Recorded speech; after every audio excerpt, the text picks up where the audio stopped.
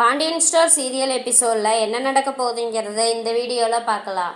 நம்ம கோமதி ஆசைப்பட்ட மாதிரியே நம்ம தன்னோட அண்ணனோட குடும்பம் விருந்துக்கு வந்துட்டாங்க.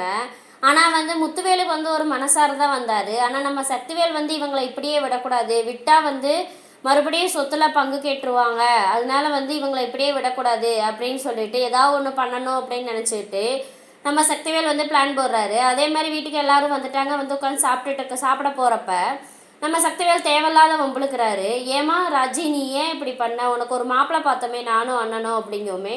ஆமஸ்துப்பா தெரியும் அப்படின்ட்டு, அப்புறம் எதுக்கு அவனை விட்டுட்டு நீ ஓடி போய் கல்யாணம் பண்ண அப்படின்னு சொல்லி நம்ம சக்திவேல் ஆரம்பிக்கிறாரு. நம்ம காந்திமதி சக்தி பேசாமல் தயவு செஞ்சு இரு சக்தி, எதுக்கு பழசையெல்லாம் பேசிக்கிட்டு இருக்க அப்படின்னு சொல்லி கேட்கவும், இல்லை அத்தா, அந்த பையனுக்கு எம்எல்ஏ பையன் பொண்ணோட கல்யாணம் ஆயிடுச்சு. இப்போ ரெண்டு பேரும் சுவிட்சர்லாந்தில் இருக்காங்க. நம்ம ராஜி அந்த பையலை கட்டியிருந்தா இந்நேரம் வெளிநாட்டில் சந்தோஷமாக இருந்திருக்கலாம் அப்படின்னு சொல்லி சொல்கிறாங்க. சரி விடுங்கஸ்தப்பா, நான் எனக்கு என்ன, இங்கே சந்தோஷமாக தான் இருக்கேன் அப்படின்னு சொல்கிறாங்க. உனக்கு என்னம்மா, நீ கிடைச்ச வாழ்க்கையை சந்தோஷமாக ஏற்றுக்கணும்னு நினச்சிட்டு இருக்க, அந்த மாதிரி எங்களால் இருக்க முடியாதுல்ல.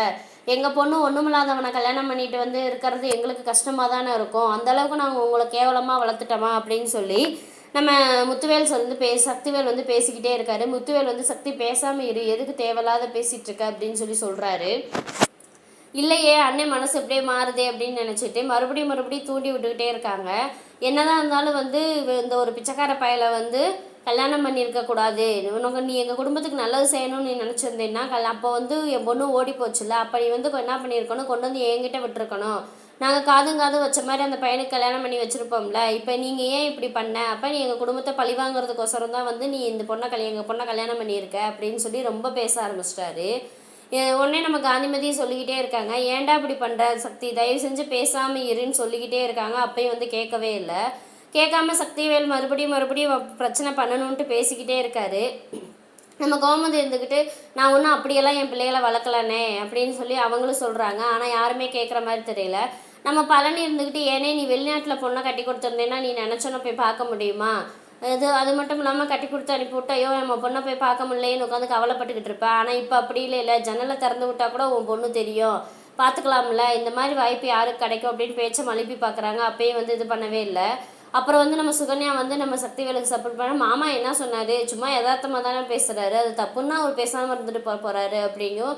ஏன் காந்திமதி நம்ம சுகன்யாவை சத்தம் போடுறாங்க, ஏன் எரியற நெருப்பில் எண்ணெயை ஊற்றிட்டு இருக்க, நீ தயவு செஞ்சு பேசாமல் இரு அப்படின்னு எல்லாருமே சொல்லிக்கிட்டே இருக்காங்க. அப்பயே நம்ம சக்திவேல் கேட்கவே இல்லை. ஒன்னால தான் என் பையன் வாழ்க்கையே போச்சு, இன்றைக்கி என் பையனுக்கு யாருமே பொண்ணு கொடுக்க முடியாமல் போனதுக்கு காரணமே நீ தான், நீ ஓடி போனனால தான் அவனுக்கு யாரும் பொண்ணு கொடுக்காம இப்போ அவன் கல்யாணமே நடக்காமல் போயிடுச்சு அப்படின்னு சொல்லி ரொம்ப பேசிக்கிட்டே இருக்காரு. இல்லைன்னா மட்டும் அந்த உத்தமனுக்கு பொண்ணு கொடுத்துருவாங்களா அப்படின்னு சொல்லிட்டு நம்ம சரவணன் ஒரு சைடு பேசுகிறாரு. அப்புறம் எல்லாருமே நம்ம சரவணனை சத்தம் போடுறாங்க, ஏன் சரவணா வாயை வச்சுட்டு பேசாமல் இரு அப்படின்னு. நம்ம கோமதி பொறுத்து பார்க்குறாங்க, நீ தயவு செஞ்சு நீ பேசாமல் இருனே, என் பயல்களை நான் அப்படியெல்லாம் ஒன்றும் வளர்க்கலை அப்படிங்கிறாங்க. நம்ம முத்துவேல் இருந்துட்டு, இல்லை நீ ஐபிஎஸ் ஆகணுங்கிற ஆசையை நாங்கள் தான் இது பண்ணுவோம், ஆனால் அதுக்கப்புறம் ஒரு மாப்பிள்ளை கிடைக்கவுமே நாங்கள் அதை அப்படியே விட்டுட்டோம், இப்போ அந்த ஆசை இருக்கா இல்லையா, அதுக்கு எந்த முயற்சி எடுக்கிற மாதிரி தெரியலையே அப்படிங்கிறாங்க. இல்லை நான் எடுத்துகிட்டு தான்ப்பா இருக்கேன் அப்படின்னு சொல்கிறாங்க. நம்ம வேணுமா அந்த அகாடமியில் சேர்த்து விடட்டுமா அப்படிங்கவும், இல்லைப்பா வேண்டாம் நானே பார்த்துக்கிறேன் அப்படிங்கிறாங்க. அப்புறம் கதிர் இருந்துக்கிட்டு, இல்லாமம்மா வேண்டாம் நாங்கள் பார்த்துக்குறோம் அப்படின்னு சொல்லிட்டு அவங்களும் சொல்கிறாங்க. சொல்லமே சக்திவேல் என்ன பொண்ணு மேலே அக்கறை வந்துருச்சு அப்படின்னு நினச்சிட்டு மறுபடியும் வம்பளுத்து விட்டுக்கிட்டே இருக்காரு. நம்ம கோமதி கோவத்தில் என்ன பண்ணிடுறாங்க, நீ சும்மா நிறுத்தினே தயவு செஞ்சு, கதிர் ஒன்றும் உன் பொண்ணை கூட்டிகிட்டு போய் கல்யாணம் பண்ணலை, ராஜிக்கும் கதிருக்கும் கல்யாணம் பண்ணி வச்சதே நான் தான் அப்படிங்கவுமே எல்லாத்துக்குமே அதிர்ச்சி ஆயிடுது. அடுத்த உண்மை வெளியே வருது. இன்னதுக்கப்புறம் என்ன நடக்க போகுதுங்கிறத நம்ம அடுத்த வீடியோவில் பார்ப்போம். இந்த வீடியோ பிடிச்சிருந்தா மறக்காமல் லைக் பண்ணுங்கள்,